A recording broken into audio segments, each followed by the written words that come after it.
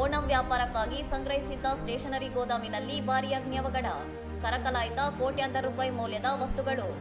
ಕೊಚ್ಚಿಯ ಅಂಗಮಾಲಿಯ ರಾಷ್ಟ್ರೀಯ ಹೆದ್ದಾರಿ ಹಾಗೂ ರೈಲ್ವೆ ನಿಲ್ದಾಣದ ಬಳಿ ಇರುವ ಸಗಟು ಸ್ಟೇಷನರಿ ಅಂಗಡಿಯ ಗೋದಾಮಿನಲ್ಲಿ ಮಂಗಳವಾರ ಮಧ್ಯಾಹ್ನ 3:45 ಸುಮಾರಿಗೆ ಭಾರೀ ಬೆಂಕಿ ಕಾಣಿಸಿಕೊಂಡು ಇಡೀ ಗೋದಾಮು ಸಂಪೂರ್ಣವಾಗಿ ಸುಟ್ಟು ಭಸ್ಮವಾಗಿದೆ. ಓಣಂ ಹಬ್ಬದ ಮಾರುಕಟ್ಟೆಗಾಗಿ ಸಂಗ್ರಹಿಸಲಾಗಿದ್ದ ಪ್ಲಾಸ್ಟಿಕ್ ಹಾಗೂ ಸ್ಟೇಷನರಿ ವಸ್ತುಗಳು ಕ್ಷಣಾರ್ಧದಲ್ಲಿ ಬೆಂಕಿಗಾಹುತಿಯಾಗಿದ್ದು, ಪರಿಸರದಲ್ಲೆಲ್ಲ ದಟ್ಟವಾದ ಕಪ್ಪು ಹೊಗೆ ಆವರಿಸಿ ಸ್ಥಳೀಯರಲ್ಲಿ ತೀವ್ರ ಭೀತಿ ಮೂಡಿಸಿತ್ತು. ವಿಷಯ ತಿಳಿಯುತ್ತಿದ್ದಂತೆ ಅಂಗಮಾಲಿ, ಆಲ್ವಾ ಸೇರಿದಂತೆ ವಿವಿಧ ಭಾಗಗಳಿಂದ ಧಾವಿಸಿದ 11 ಅಗ್ನಿಶಾಮಕ ದಳದ ವಾಹನಗಳು ಕಾರ್ಯಾಚರಣೆ ನಡೆಸಿ ಪಕ್ಕದ ಕಟ್ಟಡಗಳಿಗೆ ಬೆಂಕಿ ಹರಡದಂತೆ ಸಂಜೆ 6:30 ಹೊತ್ತಿಗೆ ಬೆಂಕಿಯನ್ನು ನಿಯಂತ್ರಣಕ್ಕೆ ತಂದವು. ಬೆಂಕಿ ಹೊತ್ತಿಕೊಳ್ಳುತ್ತಿದ್ದಂತೆಯೇ ಗೋದಾಮಿನಲ್ಲಿದ್ದ ಕಾರ್ಮಿಕರು ತಕ್ಷಣ ಹೊರಬಂದು ಪಾರಾಗಿದ್ದು, ಹೊರಬರುವಾಗ ಬಿದ್ದು ಸಣ್ಣಪುಟ್ಟ ಗಾಯಗೊಂಡ ಅಂಗಡಿ ಮಾಲೀಕರನ್ನು ಆಸ್ಪತ್ರೆಗೆ ದಾಖಲಿಸಲಾಗಿದ್ದು, ಅವರ ಸ್ಥಿತಿ ಸ್ಥಿರವಾಗಿದೆ.